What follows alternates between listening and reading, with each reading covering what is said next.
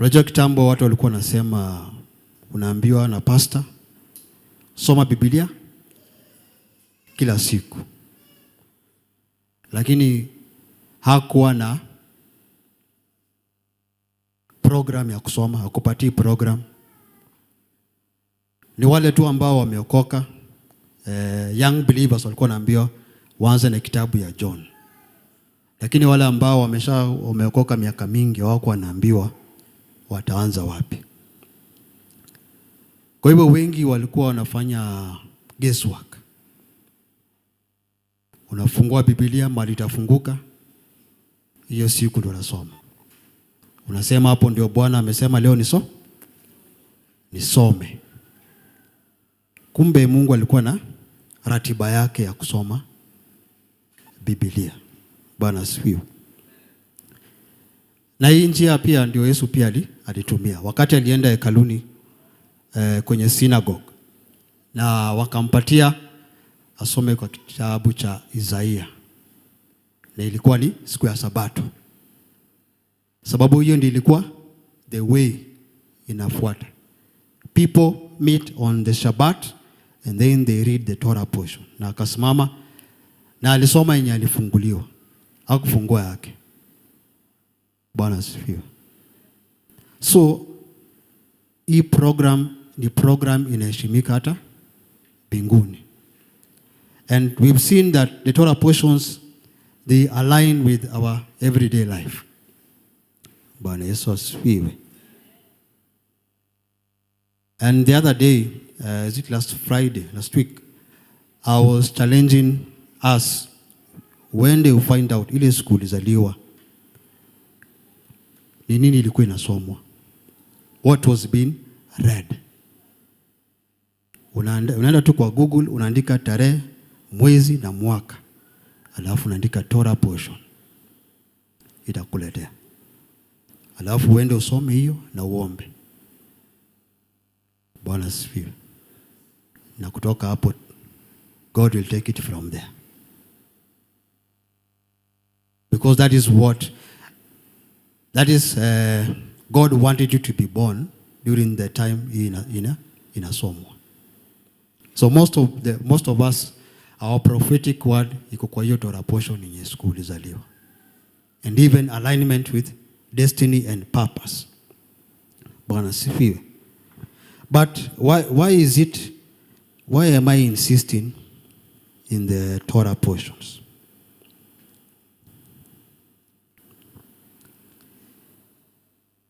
When we open the book of Luke, chapter 24, Luke 24, verse 27.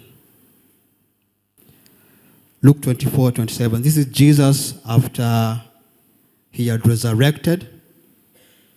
And then he met some disciples walking along the way, some guys. And they were discussing about the current affairs kuhusu kuna jamali. They had hopes in him, lakini wamemuua. Verse 27 says, and beginning at Moses and all the prophets, he expounded to them all the scriptures. He expounded to them in all the scriptures the things concerning himself. So huyu ni Yesu na anaanzia kwa Torah. Moses hapo ni the books of Moses, the 5 books. So that's the Torah. So Yesu alianza kujihubiri. Akianza na Torah na kikuja na the rest of the books of the prophets. And he was talking about himself. Bwana Yesu asifiwe. Sijui kama unajua wa mitume, the apostles, when they were preaching the gospel, which books were they preaching from? Do you think Paul preached from the book of Romans to the Romans? So alitumia Torah na the prophets. Na watu waliokoka. Na by the way, crusades za huko zinashika hata kuliko zetu. Za hizo siku zinashika sana. Imagine Peter anasimama on the day of Pentecost. And these guys they are very strategic. Anaweka crusade kwa feast. Alafu anahubiri Torah. bila microphone. Bwana asifiwe. Na watu 3,000 wanaokoka, na hata kukuwa na praise and worship, hata kukuwa na msanii. Bwana asifiwe. Siku hizi tunawekanga wasanii kwa crusade ndio watu wakuje, ndio pengine waokoke.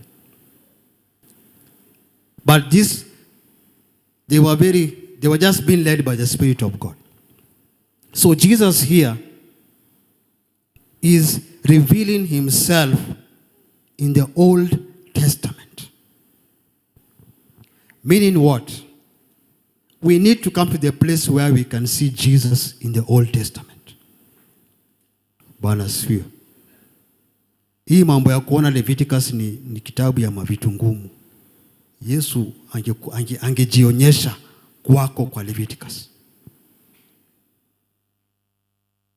And we will study the Torah until we are able to see Jesus in the Torah.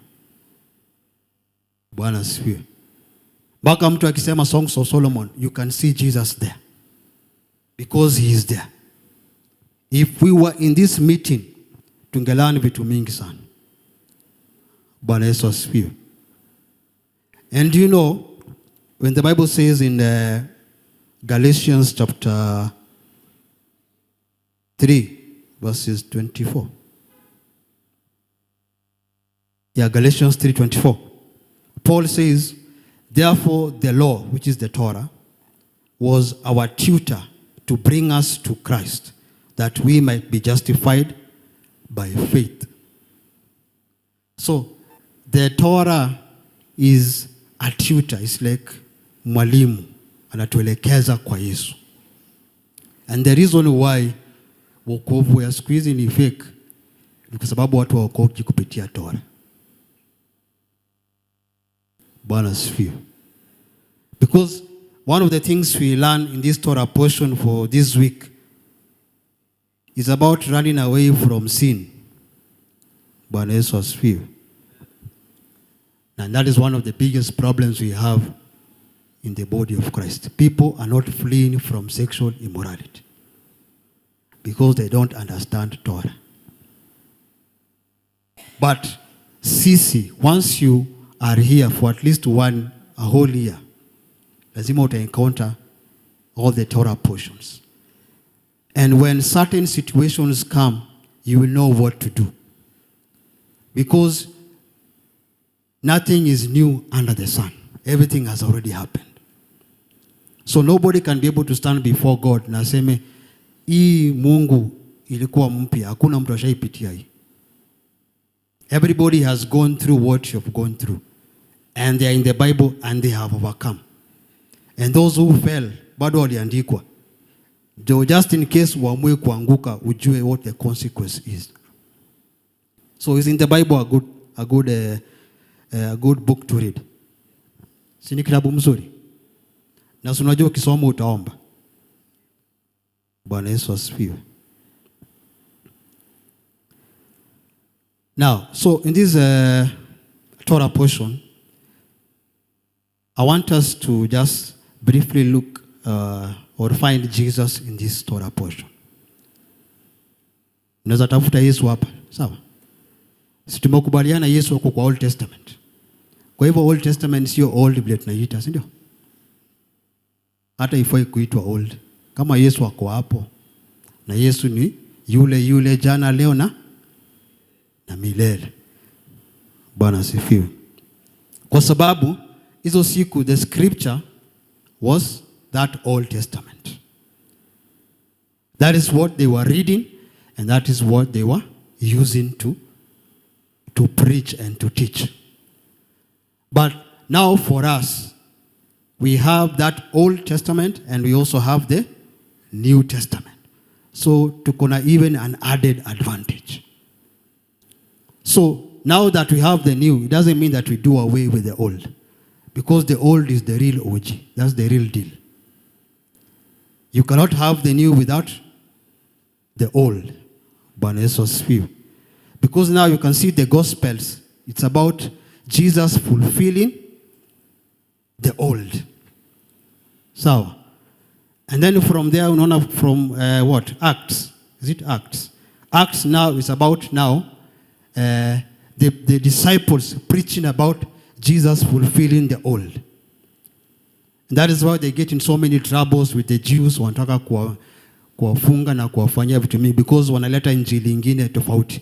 But they are telling them that this man Jesus that you crucified, he was the one who fulfilled. He's the Messiah. And the people who are comfortable with that, they took matters into their hands. And then now from what? From Romans all the way to Revelation, all those are letters. No, Revelation is the letters for the 7 churches. So over and above the scriptures, we have all this information that we need to put all of them together and to get closer to God. Bwana Yesu asifiwe. So number 1 in this Torah portion is we see that Jesus is the beloved Son. In Genesis 37 verse 3, because now we see Jesus in the form of Joseph. Joseph is a type of Jesus. In the Bible, there are so many people who are types of Jesus. So here, this Joseph is a type of Jesus or a type of Christ. Genesis 37:3. Now, Israel loved Joseph more than all his children, because he was the son of his old age. Also, he made him a tunic of many colors. Now, when we read in Matthew chapter 3, verse 17,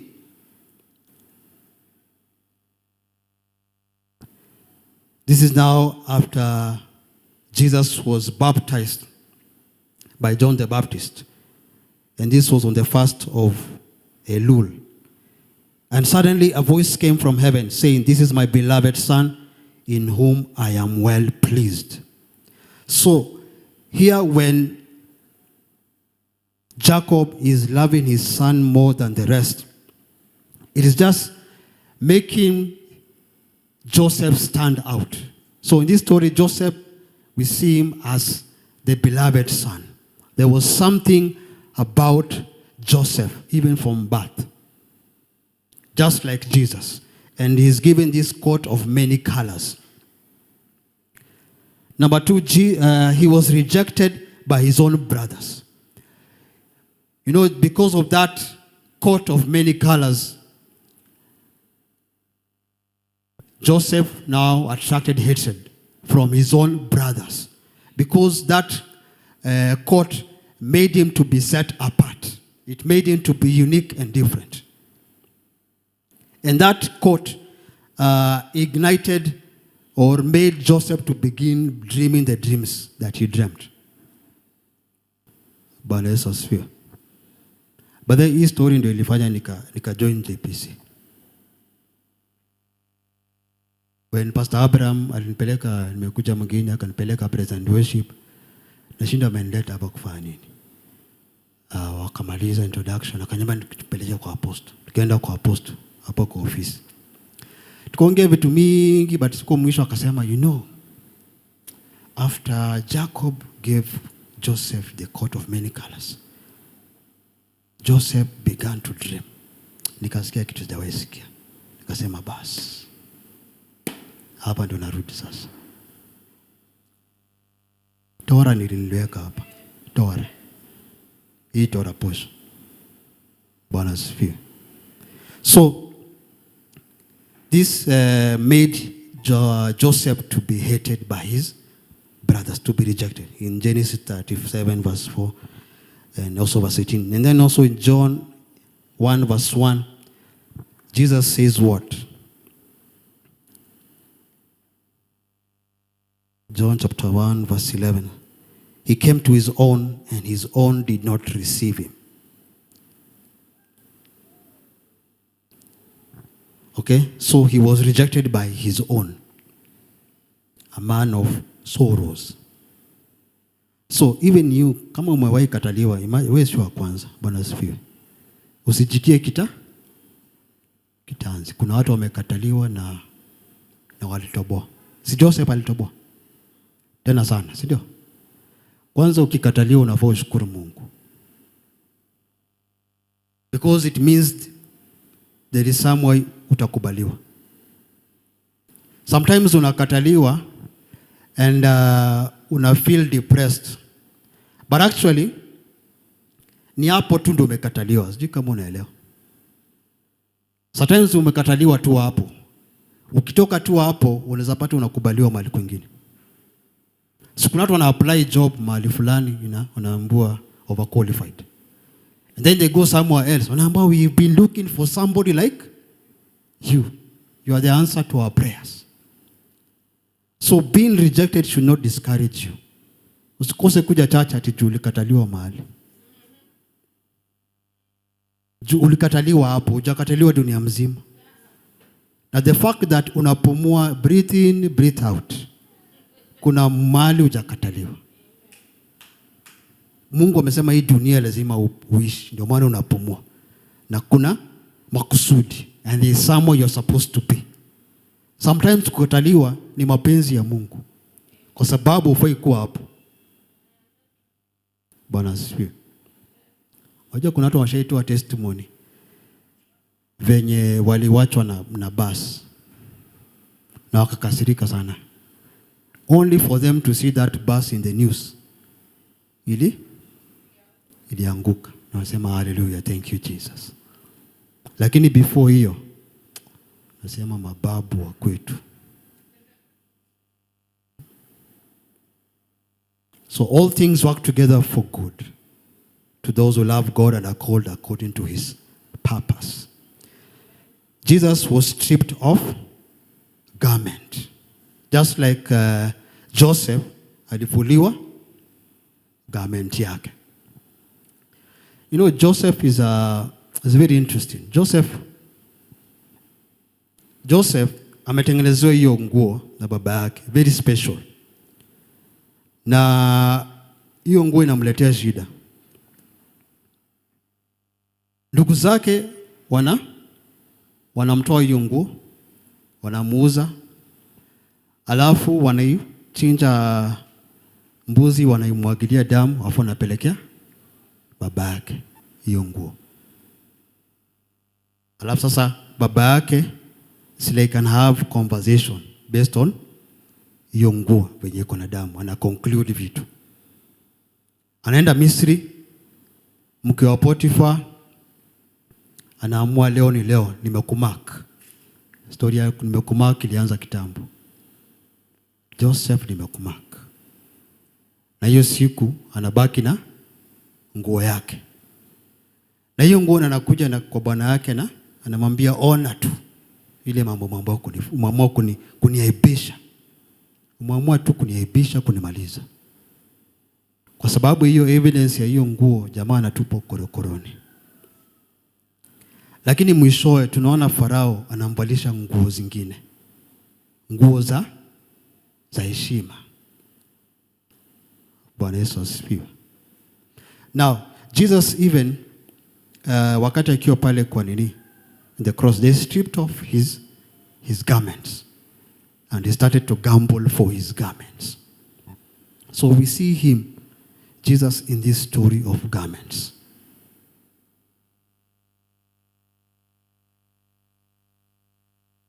It's very interesting that the things that inatumuanga kukuaccuse falsely, zinakujanga zinakuwa strong point yako. Inakuwa platform yako. Unasikianga watu wakisema walisema, lakini ndio hiyo tu mambo ya mavazi. Because now these brothers, when they came back later on, as we shall see, this week we are reading, kwa sababu walivalishwa nguo zingine na mfalme, hawezi mtambua. Bwana Yesu asifiwe. Na hiyo nguo alivalishwa na mfalme, ni Yakobo alitabiri. Akimvalisha hii ya makala mingi, it was prophetic. Kuna ingine utavaa na itatimiza hii ndoto yenye hii imeanzisha. Bwana Yesu asifiwe. Kwa hivyo sangine ukikuja kwa nyumba ya Mungu, ukivalishwa nguo fulani, wewe kubali tu. Ina connect na mahali uko mbele. And you'll be able to stand somewhere and say, surely God is faithful. And you can tell your story from the coat of many colors to this coat of being the governor of Egypt. This story is very important, especially for the young people. Waelewe the process of progress. It is a dangerous thing to have a progress without a process. At all your mokatu. The Bible does not have such kind of people. He is a God of process. And we can see the process of Joseph's progress.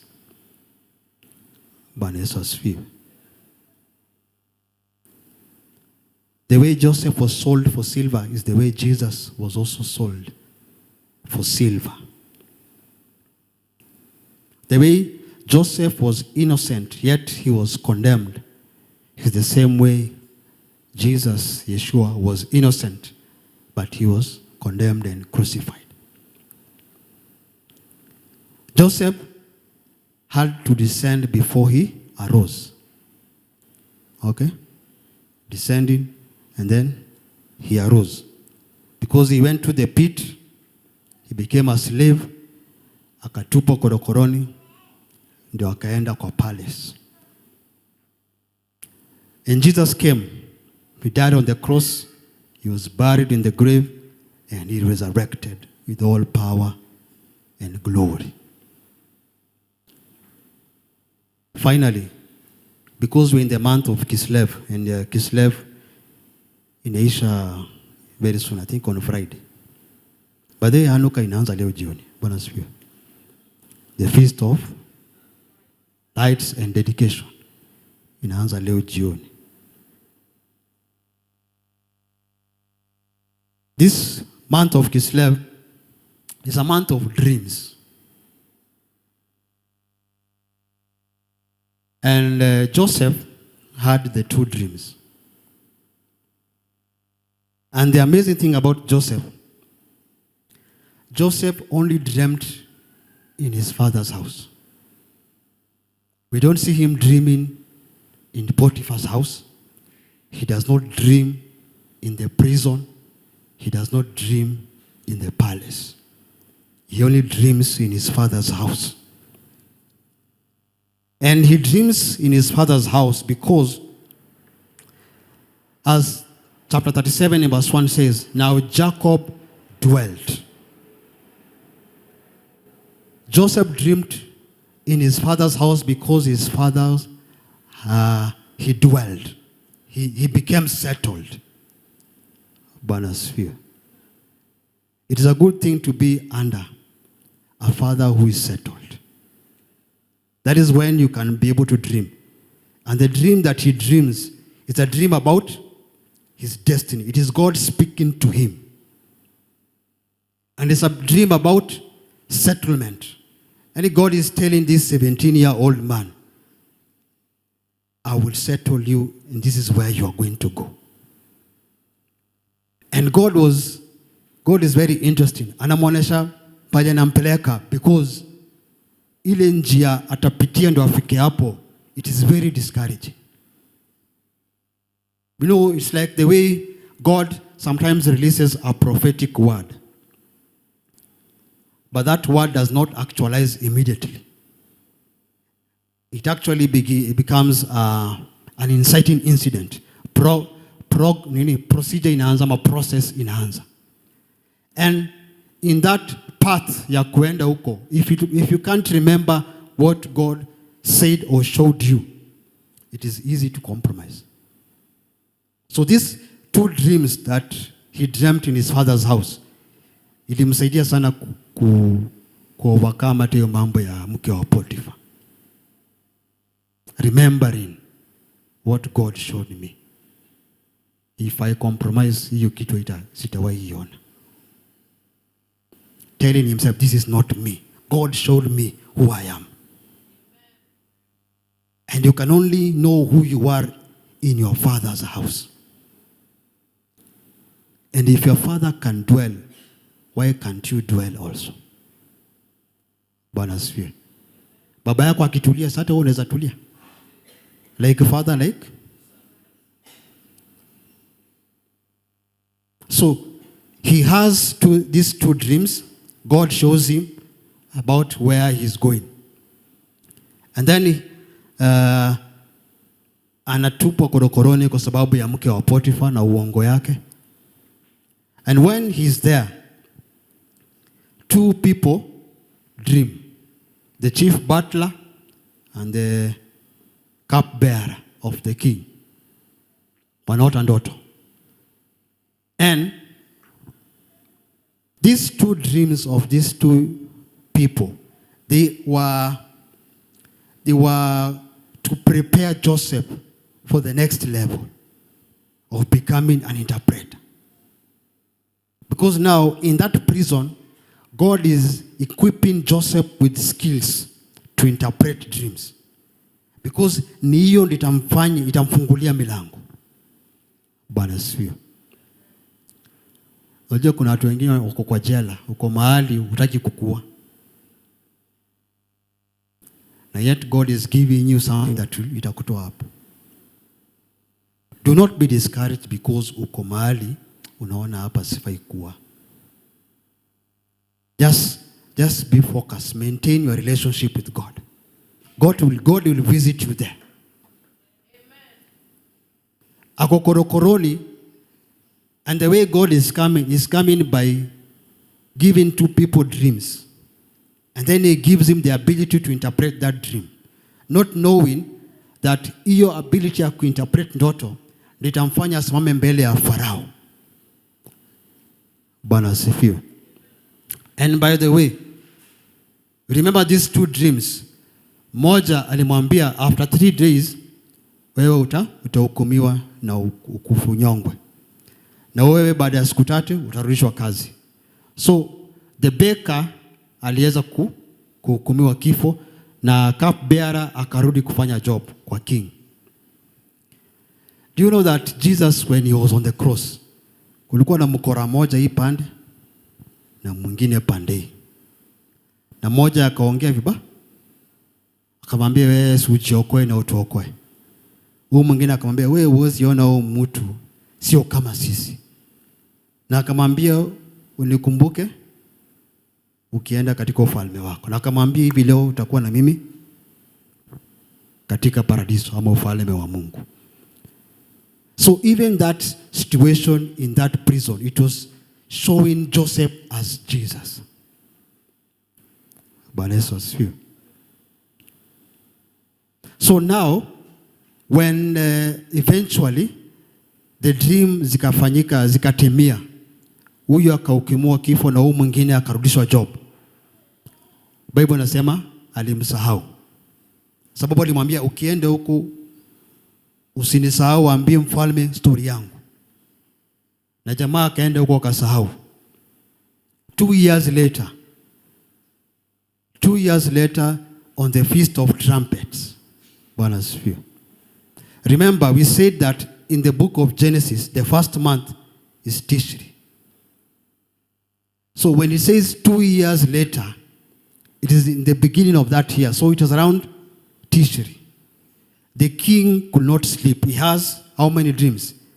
He has 2 dreams. Actually nightmares. Na unajua hizo siku si kama siku hizi. Unajua sasa hiyo ukiota ng'ombe zimekonda zikikula ingine imenona, utaamka useme ndio ndoto fani na maisha yaendelee. Ndio tumezoea kuona movies za ajabu. We are used to crazy things. So this time there's no TV, there's nothing. So Farao akiona kitu kama hiyo lazima akose usingizi. It is something that it is crazy. Bwana asifiwe.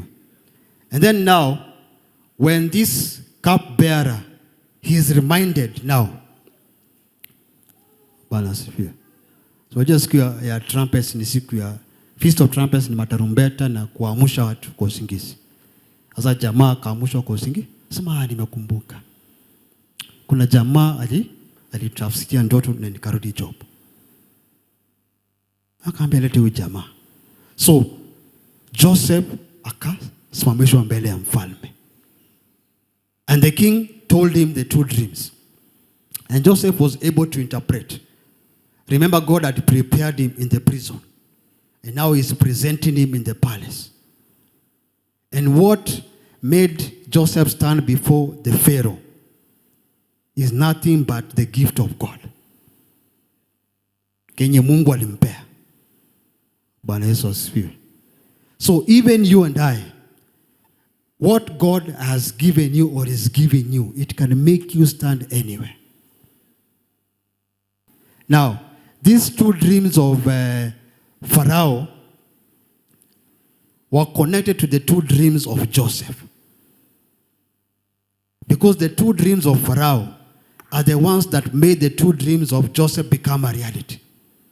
So it is very funny that Joseph is standing before Pharaoh and ameinterpretie ndoto yake, and yet ndoto ya Pharaoh didn't interpret ndoto ya Joseph.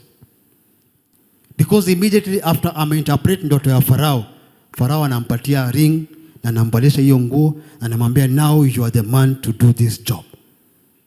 Na anawekwa kwa farasi, inazunguka watu wakisema inamie mkubwa. Bwana Yesu asifiwe. So you should trust God.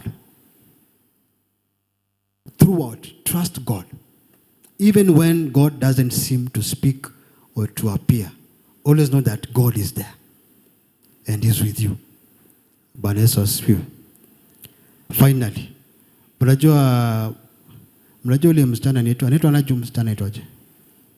Trufena, anaitwa Trufena. Trufena Muthoni. Mwenye alihaga mti. Si mlimwona? Si alijaribu sana. Alijaribu. Mimi sioni kama anaweza toboa. Kwanza ikikuwa na siafu. Zakuwa hatari. But the interesting thing, niliona kuna post imetokea wakisema kuna mdosi alikuwa amemwambia, because alikuwa aende Brazil. Akamwambia lazima tupatane kwa Airbnb pale na Las Vegas or whatever, ndio uweze kutoboa. Na akamwambia shindwe pepo. Interesting, it is happening when you are reading about Potiphar's wife. That is why I'm telling you, please, the Torah portions, hii ni kitu korili. And once again I insist, enda uandike tarehe, mwezi na mwaka ulizaliwa na weke Torah portion. Wende usome na uombe. Kutoka hapo Mungu atadili na wewe tu. Bwana asifiwe. You never know. Hallelujah. Yeah. So as we are concluding the month of Kislev, the month of dreams, just know that God can speak and speaks even through dreams. And he makes dreams become realities. And you know the book of Genesis has 10 dreams. And you can go and study all of them.